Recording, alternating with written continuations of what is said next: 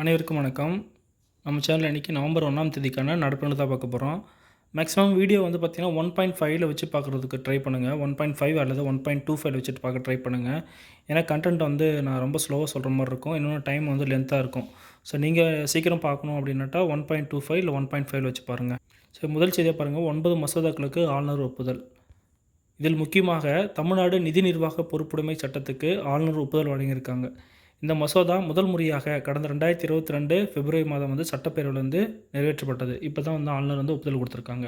ஆளுநர் வந்து மசோதாவுக்கு ஒப்புதல் கொடுக்குற ஆர்டிகல் 200 படி தான் ஆளுநர் வந்து மசோதாவுக்கு வந்து ஒப்புதல் கொடுக்குறாரு. அதன்படி தமிழ்நாடு நெடுஞ்சாலைகள் திருத்த மசோதா, தமிழ்நாடு கடல்சார் வாரிய திருத்த மசோதா, தமிழ்நாடு மின் நுகர்வு தொடர்பான திருத்த மசோதா, தமிழ்நாடு சம்பள வழங்கல் திருத்த மசோதா, தமிழ்நாடு நீக்கருவு செய்தல் சட்ட மசோதா, தமிழ்நாடு நீக்கருவு செய்தல் 2ஆம் சட்ட மசோதா, தமிழ்நாடு நிதி ஒதுக்க சட்ட மசோதா உள்ளிட்ட 9 மசோதாவுக்கு ஆளுநர் வந்து ஆர்டிகல் 200 படி ஒப்புதல் வழங்கியிருக்கார். அடுத்ததாக வள்ளலார் சர்வதேச மாநாடு முன்னேற்பாடுகள்.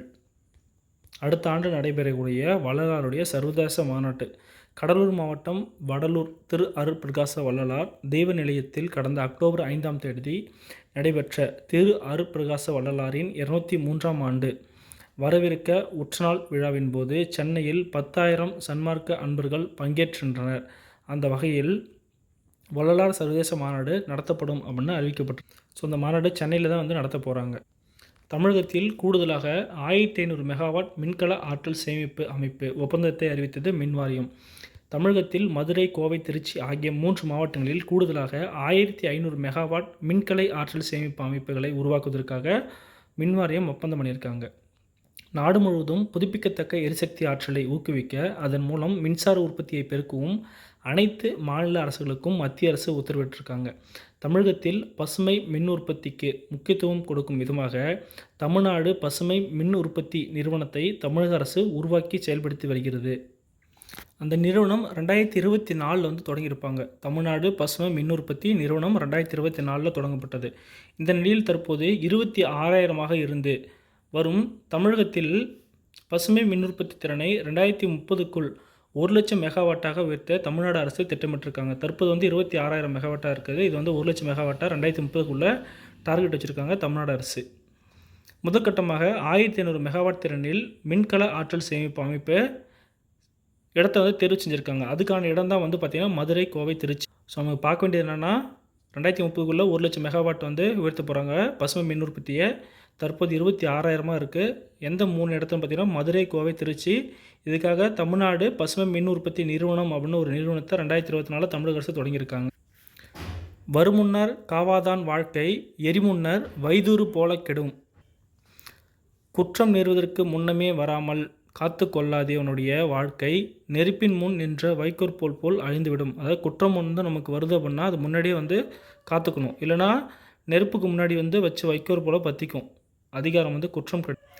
தமிழக காவல்துறையில் செய்தி தொடர்பாளர் பதவி ஐபிஎஸ் அதிகாரி நியமனம். தமிழக காவல்துறையில் செய்தி தொடர்பாளர் என்ற பதவி புதிதாக உருவாக்கப்பட்டு அதில் பெண் ஐபிஎஸ் அதிகாரி முத்தரசி நியமிக்கப்பட்டுள்ளார். தமிழக காவல்துறையில் செய்தி தொடர்பு அதிகாரி பொறுப்புக்கு ஐபிஎஸ் அதிகாரி ஒருவர் நியமிக்கப்பட்டிருப்பது இதுவே முதல் முறை. இதற்கு முன்பு காவல்துறையில் இது பற்றி எதுவுமே கிடையாது அப்படின்னு சொல்கிறாங்க. ஸோ யார் நியமிக்கப்பட்டிருக்காங்கன்னா முத்தரசி தான். அவங்க வந்து ஐபிஎஸ். காஷ்மீரை முழுமையாக இணைக்கிவிடாமல் பட்டேலை தடுத்தவர் நேரு. இரும்பு மனிதர் என போற்றப்படும் பட்டேலின் பிறந்த தினம் கடந்த 2014ஆம் ஆண்டிலிருந்து தேசிய ஒற்றுமை தினமாக கடைபிடிக்கப்பட்டு வருகிறது. எப்பொழுது பார்த்தீங்கன்னா 2014லிருந்து ஒவ்வொரு வருஷமும் அக்டோபர் 31ஆம் தேதி தேசிய ஒற்றுமை தினமாக கொண்டாடப்படுது. நடப்பாண்டு இந்த தினத்தையொட்டி குஜராத்தின் நர்மதை மாவட்டத்தில் பட்டேலின் 597 அடி உயரம் கொண்ட பிரம்மாண்ட சிலை அமைந்துள்ள ஏக்தா நகர் பகுதியில் பிரதான கொண்டாட்ட நிகழ்ச்சி வந்து நடைபெற்றது. இதில் பங்கேற்ற பிரதமர் மோடி தான் வந்து சிலைக்கு வந்து மரியாதை தெரிவிச்சிருக்காரு. அதில் தான் வந்து சொல்லியிருக்காங்க காஷ்மீரை முழுமையாக இணைக்க விடாமல் பட்டேலை தடுத்தவர் வந்து நேரு அப்படின்னு. ஸோ நம்ம நாட்டில் மொத்தம் 565 சுதேச அரசு இருந்துச்சு. அதில் 562 சுதேச அரசு வந்து இந்தியாவுடன் இணைப்புறுதி ஆவணத்தில் வந்து கையெழுத்திட்டு பாதுகாப்பு, வெளியுறவு மற்றும் தகவல் தொடர்பில் வந்து இந்தியாவுடைய மைய ஆதகத்தை ஏற்றுக்குச்சு.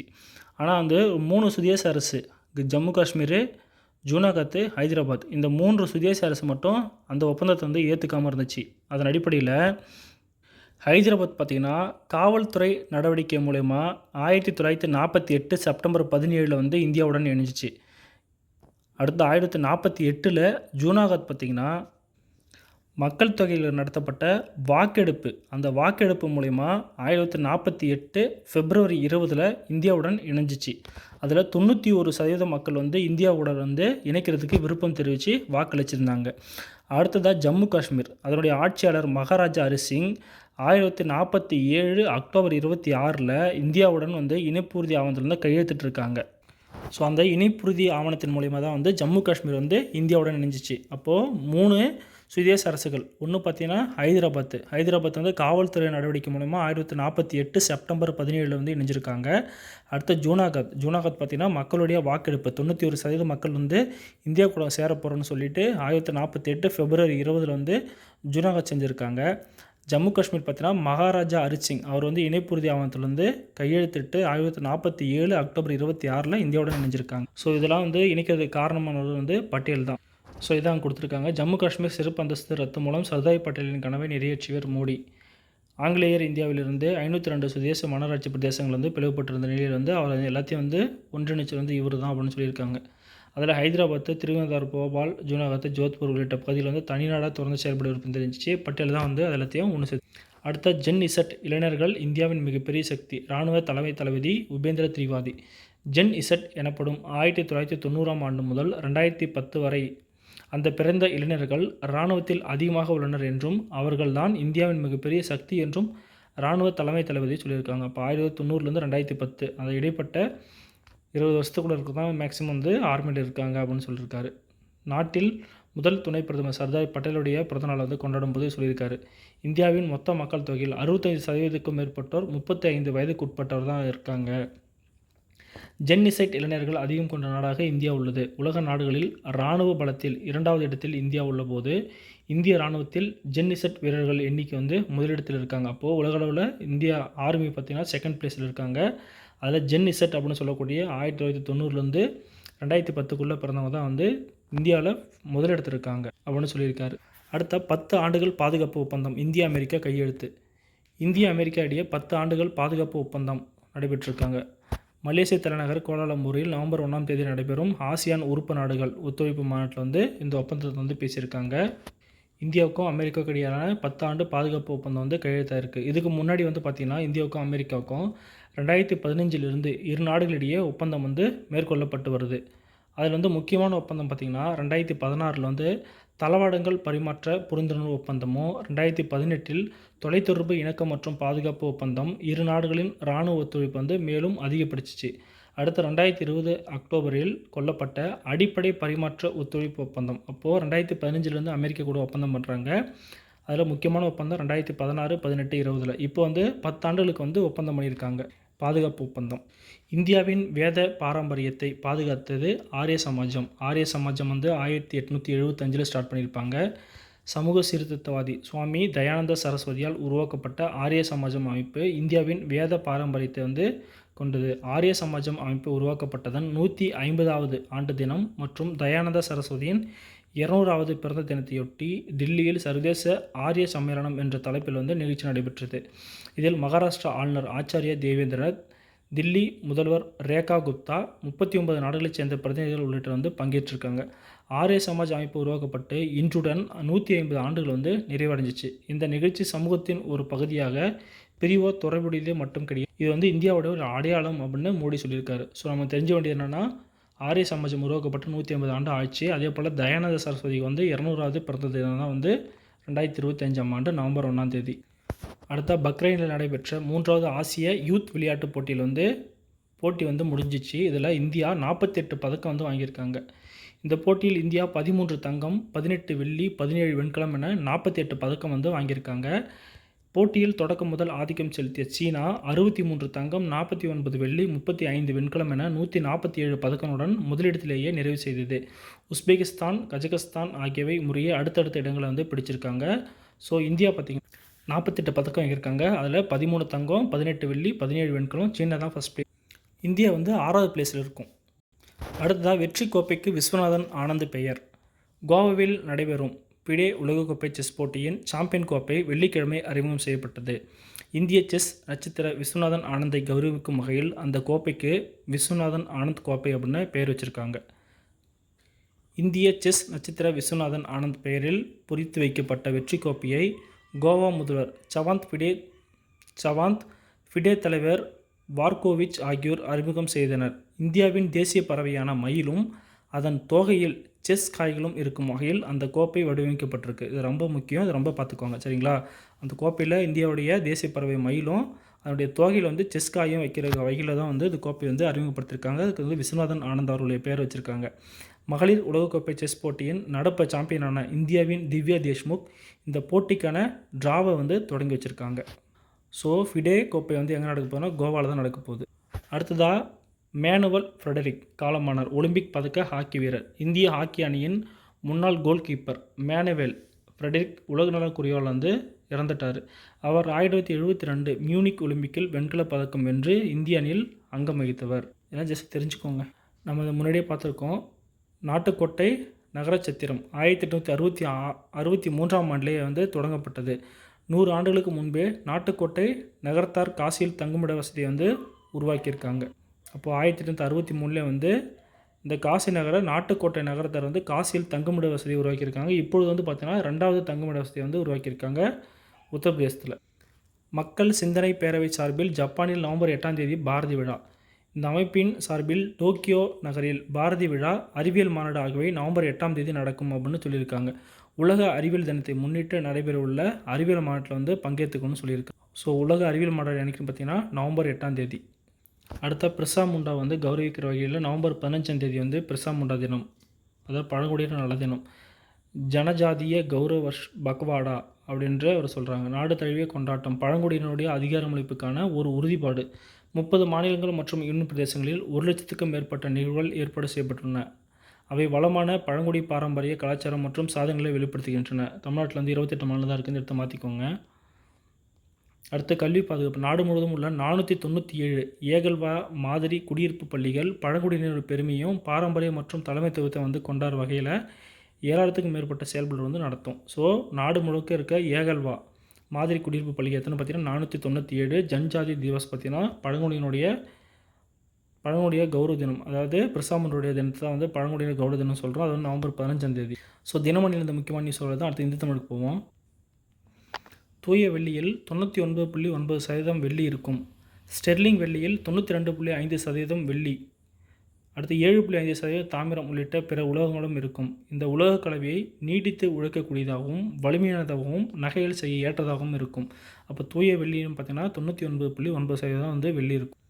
1976 வனவிலங்கு பாதுகாவலர் ராமுலஸ் விக்டேக்கரால் நிறுவப்பட்ட மாமல்லபுரம் முதலைகள் பண்ணை ஆசியாவிலேயே முதலை இனங்களுக்காக அமைக்கப்பட்ட முதல் பாதுகாப்பு மையமாகும். இதில் 5000க்கும் மேற்பட்ட ஊர்வன உயிரினங்கள் உள்ளன. அப்போது ஆசியாவிலேயே முதல்ல முதலைக்காக ஒரு பாதுகாப்பு மையம் உருவாக்கியிருக்காங்கன்னா அது மாமல்லபுரத்தில் தான். எப்போனா 1976 ராமுலஸ் விக்டேக்கர் அவர் தான் உருவாக்கியிருக்கார். அடுத்தா இந்தியாவில் கடும் வறுமை இல்லாத முதல் மாநிலமாகும் கேரளா. இந்தியாவில் கடும் வறுமை இல்லாத முதல் மாநிலமாக கேரளா அறிவிக்கப்பட உள்ளது. இந்தியாவில் முதல் கடும் வறுமை இல்லாத முதல் மாநிலமாக கேரளா நவம்பர் 1ஆம் தேதி அதிகாரப்பூர்வமாக அறிவிக்கப்பட்டிருக்கா. அந்த மாநில முதல்வர் பினராயி விஜயன் சொல்லியிருக்காரு. ஸோ 5 பேர் யாருன்னு பார்த்தீங்கன்னா நைஃபால் என்றவர் 1971 வாங்கியிருக்காரு. எந்த நூலுக்காகனா இந்தியா ஃப்ரீ ஸ்டேட் அப்படின்ற நூலுக்காக 1971 நைஃபால் தான் இந்தியாவில் புக்கர் பரிசு வென்ற முதல் நபர். அடுத்து சல்மான் ருஷ்டி அடுத்து 1981 வாங்கியிருக்காங்க. அடுத்து அருந்ததி ராய் 1997 த காட் ஆஃப் ஸ்மால் திங்ஸ் அப்படின்ற நாளுக்காக வாங்கியிருப்பாங்க. அடுத்து அமித் சௌத்ரி 1999 வாங்கியிருப்பாங்க. அடுத்து கீதாஞ்சலி ஸ்ரீ 2022 வாங்கியிருப்பாங்க. தற்போது 2025 பானு முஸ்டாக் அப்படின்றவங்க வாங்குறாங்க. 2025 எந்த நாவலுக்காக பார்த்தீங்கன்னா ஹார்ட் லேம்ப் அப்படின்ற நாவலுக்காக. 2027 சிறார் புக்கர் பரிசு வழங்கப்பட இருக்கு. கீதங்கள், கீர்த்தனைகள், பதங்களை இயற்றுபவர்கள் கர்நாடக இசைத்துறையில் வாக்கேயக்காரர் என்று அழைக்கப்படுவார்கள். இவர்கள் உத்தம வாக்கேயக்காரர், அதம வாக்கேயக்காரர் என வகைப்படுத்தப்படுவார். அப்போ கீதம், கீர்த்தனை, பதம் இதெல்லாம் இயற்றவங்க யாருன்னு பார்த்தீங்கன்னா கர்நாடக இசைத்துறையில் வாக்கேயக்காரர்னு சொல்கிறாங்க. இவங்கள 2 டைப்பை பிரிக்கிறாங்க. ஒன்று உத்தம வாக்கேயக்காரர், அதம வாக்கேயக்காரர் அப்படி. அடுத்து அன்னை தெரசாவோட ஒரு முக்கியமான கோட்ஸ் பாருங்கள். எந்த மெழுகுவர்த்தியும் இன்னொரு மெழுகுவர்த்தியை ஏற்றுவதால் அணிந்து விடுவதில்லை. எனவே பிறருக்கு உதவுவதை நிறுத்தி விடாதீர்கள். ஏனெனில் அது ஒன்றுதான் உங்கள் வாழ்க்கையை அர்த்தமுள்ளதாக்கும் அப்படின்னு அன்னை தெரசா அம்மா சொல்லியிருக்கு. ஸோ முடிஞ்ச அளவுக்கு மற்றவங்களுக்கு ஹெல்ப் பண்ண ட்ரை பண்ணணும், எல்லாரும் ஹெல்ப் பண்ணணும். இந்த ஹீல்ஸ் போடுறாங்கல்ல உமன்ஸ் நிறைய பேர், அவங்களுக்காக ஹை ஹீல்ஸ் காலணிகளை தொடர்ந்து அணியும் போது விரல் பாதத்தோடு சேரும் பகுதி வளைந்துவிடும். அதோடு தசை அழுத்தத்தால் அப்பகுதி கெட்டியாகி ஒருவித கட்டி போல் தோன்றும். அதற்கு பூனியன் என்று பெயர். ஸோ ஹீல்ஸ் போடுறதால கால் இது மாதிரி தான் பெண்ட் ஆகிடும்.